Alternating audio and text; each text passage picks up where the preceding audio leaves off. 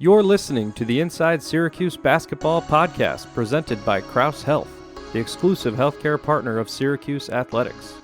Well, welcome back to another edition of the Inside Syracuse Basketball podcast. And today we've got a very special guest as we continue our series of interviews with folks from Jim Boeheim's playing and coaching career.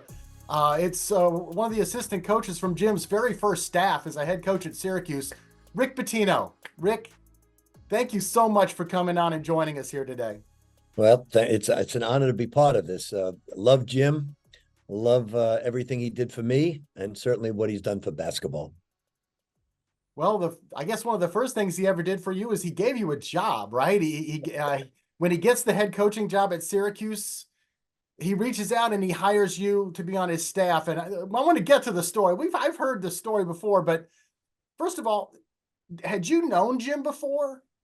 Know him to say hello to him. I used to work the 5-star basketball camp, and I would give all the visiting coaches would come in. I'd give a lecture to the camp, and they would watch the station work and got to know him through that. Jim would always watch all the station work. About 10% of the coaches watch station work. 90% of them watch the games. So Jim was a basketball junkie and got to know him. He was an assistant coach.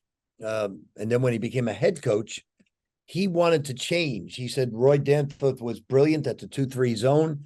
He wanted to play more man-to-man. He thought I could help him in that area. And we did actually play a lot of man-to-man the first 2 years. That's what some of the guys from back then have said. You guys ran, man-to-man, a little press. Yep. It must have been exciting. Now, okay, before we go any further, we do have to get into the very famous oft-told story about how he reached out to you to make this hire. You had just gotten married? Yes, just got married, and we were getting ready to go to Hawaii on our honeymoon. And Jim said he for 3-4 hours, he wanted an answer right away. He just got the job. He wanted an answer right away. At that time, I was being considered for the Fordham assistant, the head coach of Wagner. I was really interested in the head coach of Wagner at the time. Didn't know much about Syracuse, knew it snowed a lot, knew it was cold, but it was Jim's first job, certainly. But he wanted me to go right away to recruit Louis Orr to Cincinnati. He had a no right away. So we met for about 3.5 hours, and I finally went upstairs and I said, I've got great news. I said I had good news and bad news to my wife. Well, let's start with the bad news. The bad news is we got to cancel the honeymoon or postpone it. You've got to go to Syracuse and look for housing. I've got to go to Cincinnati to recruit Louis Orr. And she took it like a trooper because I was unemployed. But it was 3 hours of deep conversation about what he envisioned. Jim speaks very slow at that time. He takes his time in what he wants to say. Yeah. But he was an outstanding. When you put Jim on a couch in a home recruiting wise, people wouldn't envision this, but Jim's outstanding on a couch. He's believable. You trust him. You believe him. He becomes your best pal. So he was outstanding in the home recruiting, and he was certainly convinced me to join the staff. You were his first recruit in a sense. So it was actually an in-person interview. He came down to New York City the Americana Hotel, which today is the Sheraton. There ought to be a marker. He wasn't invited to the wedding. He wasn't invited to the wedding, but he did meet me.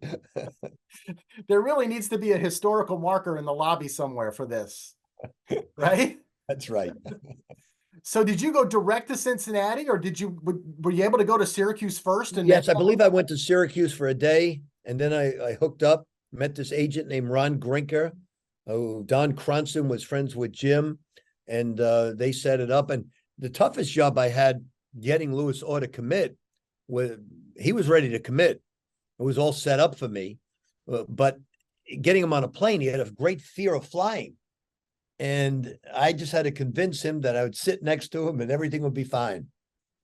The other two recruits in this recruiting class, you have Roosevelt Bowie and Hal Cohen. We're talking to Hal for this series. What was their first impression of all these three guys that are going to be like, this first class that Jim brings in? Well, Roosevelt had a bigger reputation. Louis was about 168 pounds, knew how to play, but he was skinnier than skinny. I mean, he was 100.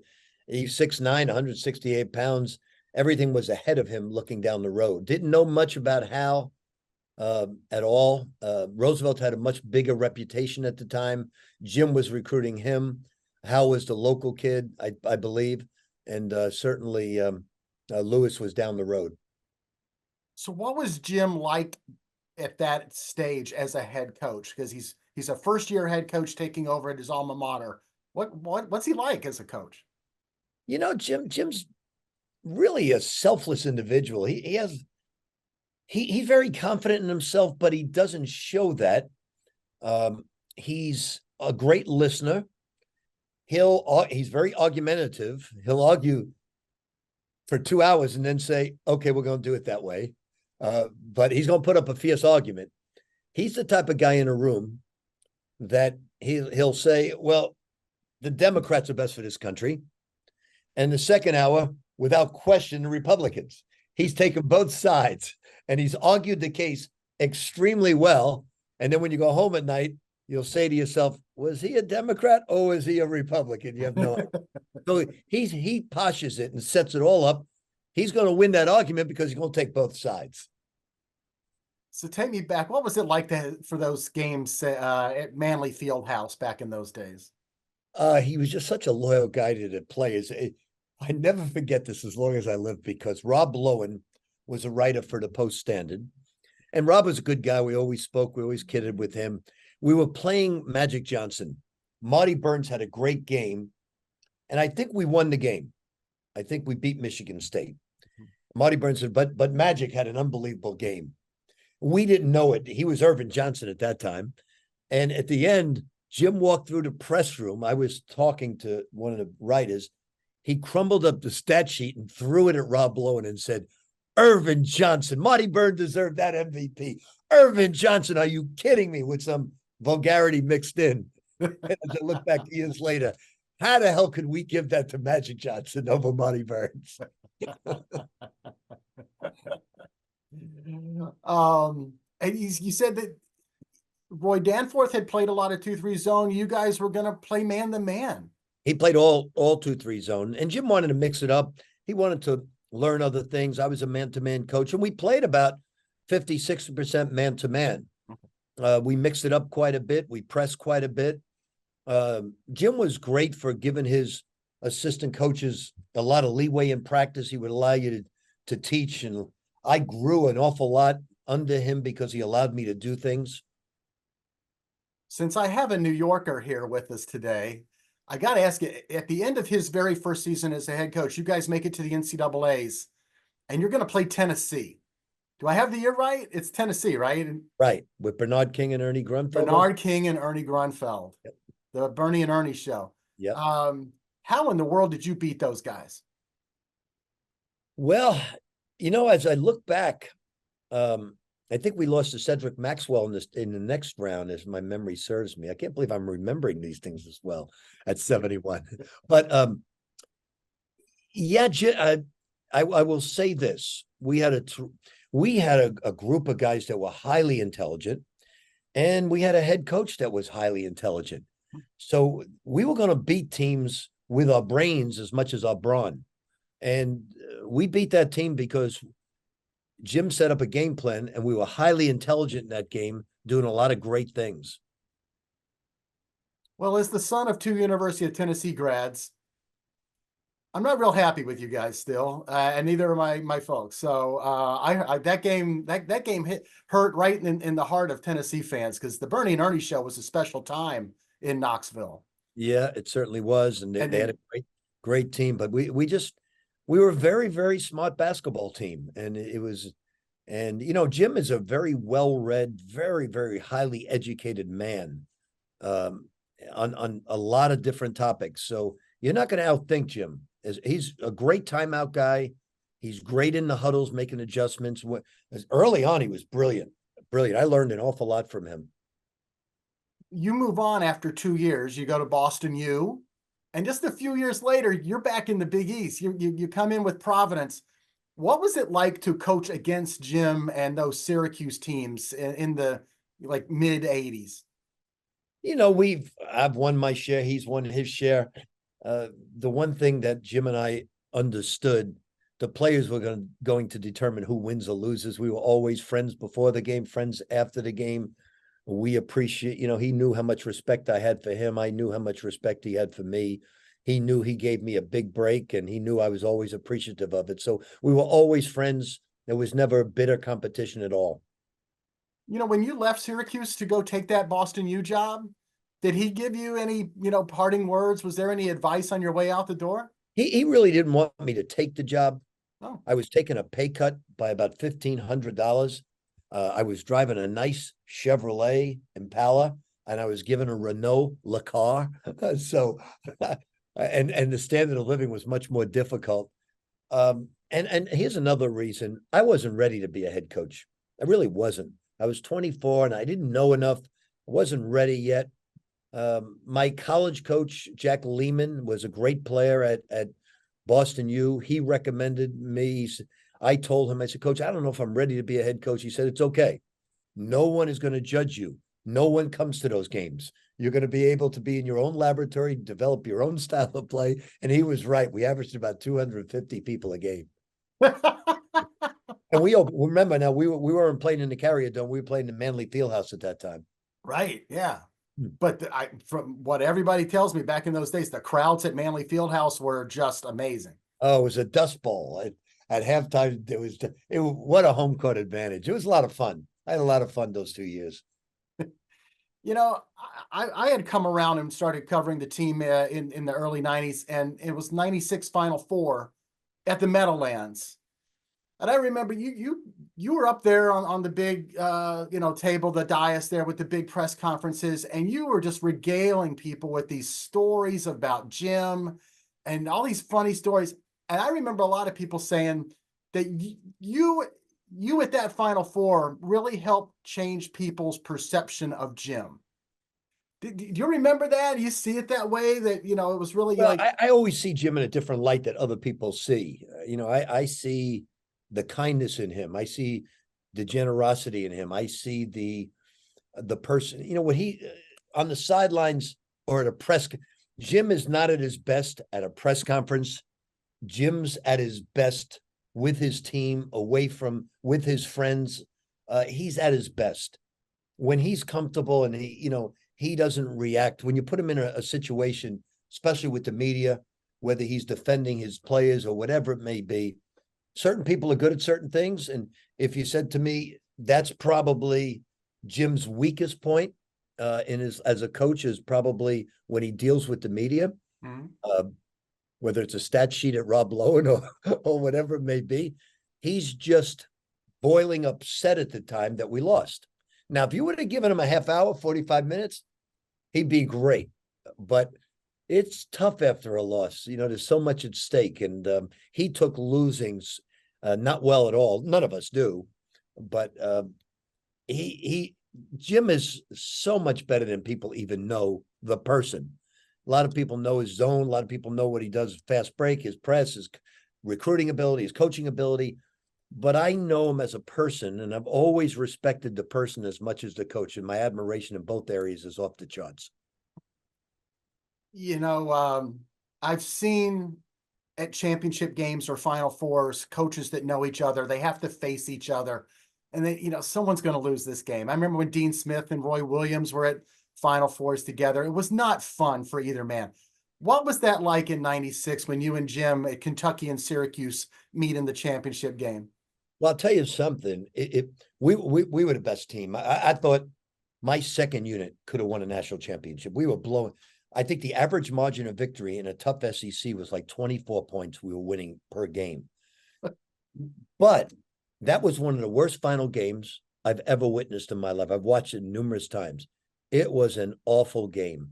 And it was an awful game because the 2-3 zone made it awful, made it difficult on us. Well, we were putting on an offensive clinic against everybody. We couldn't do that against Syracuse. So I forgot what we won by 7, 8, or 9. Yeah. And I was thrilled. But to be honest with you, I think Jim had to beat Kansas with Paul Pierce and Jacques Vaughn and the other Rafe LaFrance. I think that was the team. Yeah, in the Elite Eight. Yes, and that was a phenomenal basketball team. So Jim upset them, almost upset a team that was the best in the country by far in us. So that was a brilliant coaching job. Jim's team they were good, but his brilliance made them great. How did you see Jim change as a coach over the years? Because you're there at the beginning, and then you see him at Providence, you see him at Kentucky in that Final Four, you see him later on when you're at Louisville. So you coached against him for the entirety of his career. Yeah, Jim was a little in the beginning, like I was in the beginning, a little unsure of what to run, what to do. Should we mix it up? What should we do? And so he was a great listener. As time went on, it's not that he would always listen, because he always wanted to improve things, but Jim was sure of himself. He had the recipe now with his system to win. It wasn't the beginning right now. We're in our laboratory coming together and trying to boil things up to see what works. So he was quite sure of himself by the time I came back around. You know what I always thought was poetic, that Syracuse's last game ever as a member of the Big East is in the 2013 Big East Tournament Finals against your Louisville Cardinals. You and Jim, met at the Garden in what would be Syracuse's last Big East game ever. I was wondering if that had any special meaning to you or to both of you. Well, I tell you, that was the most unique game. I've had some unbelievable comebacks. The largest road comeback in the history of the game was Fat Tuesday against LSU. I think we were down 35 with 15:30 to go on the road and came back and won in regulation. Yeah. But the Syracuse game, they were dominating us. We were down, I think, 16 or 18 in the second half and went on something like a 40-something to 3 run. And that gave us the confidence to go on and win a national championship. So they kicked our butt in for about 25 minutes.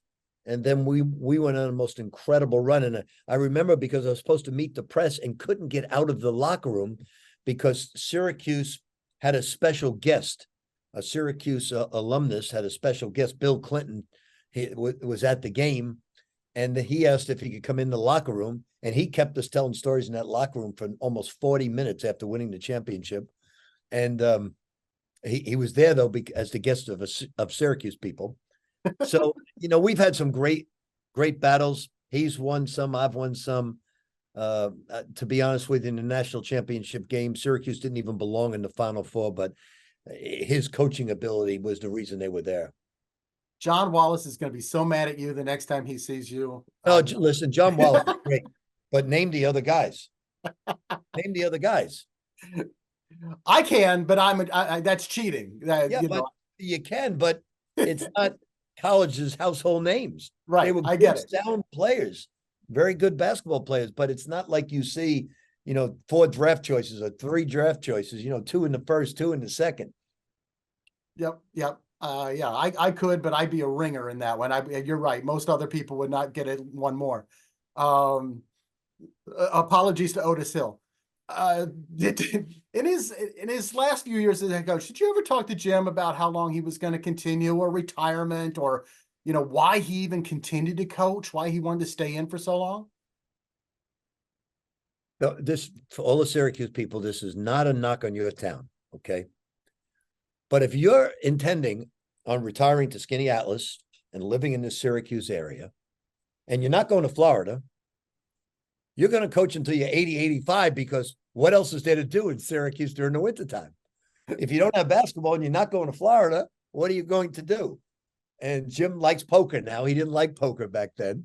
So, I think Jim just has an incredible love for the city of Syracuse, the university, more so than any person I've ever met. Obviously, we know the story of Bob Knight. He left Indiana with great bitterness. Dean Smith always had that great affinity for North Carolina. John Wooden was looking at times to get out of UCLA and was considering going back to the Midwest. There was not an ounce of consideration for Coach Jim Boeheim to leave Syracuse. There was something about Syracuse in his blood that he would never leave. And it's remarkable. I had 2 great years there, but I was looking forward to getting away from the snow for a bit. Are you surprised that now in retirement as a coach that he's gotten into the media. He's doing calling games. And have you had a chance to catch him? I haven't. I'm sure he's glib. I'm sure he's very good at. I think he'll gain more and more confidence because he'll probably see it through a lens that nobody else can see. But he another thing people don't know about him, he's extremely funny and glib, and he has a great sense of humor. He's very he has a typical New York sarcasm, and he'll make fun of himself in a way that's funny. So I hope he's great because it gives you something to do. I know, like him, when you retire after coaching that long, you got to find things to do that are worthwhile. Last question before we get you out of here. And in advance, I thank you so much again for your time, Rick. But as we look over the course of Jim Boeheim's whole career, and so for some folks, this would include his playing career at Syracuse as well. But if you want to, you can start in 1976 as a head coach. But what is Jim Boeheim's legacy, in your opinion? His legacy, to me, we all say our legacy are the players that cross over bridges and assistant coaches. So Jim has built a bridge for so many people to cross over into prosperity for their families, for their loved ones. He built that bridge, not only as a player, but his legacy is always going to be loyalty. Loyalty to his players, loyalty to a university, loyal to his city. There's no more loyal person in the coaching ranks ever than Jim Boeheim to those three areas. That's a terrific way to put it, Rick. I appreciate that. And again, I appreciate your taking your time. I know you're busy. You got that St. John's team that you're working really hard. I watch your team's games. They're playing like Rick Pitino teams. They're getting better. It's going to take us a year or two, but we'll get there. It's just going to take some time. Well, again, thank you for joining us in our series of podcasts with folks from Jim Boeheim's career leading up to Saturday, February 24th at the JMA Wireless Dome, where Syracuse will be celebrating his entire Syracuse career. So again, thank you, Rick. Thanks. Join us next time for the Inside Syracuse Basketball podcast presented by Crouse Health, the exclusive healthcare partner for Syracuse Athletics.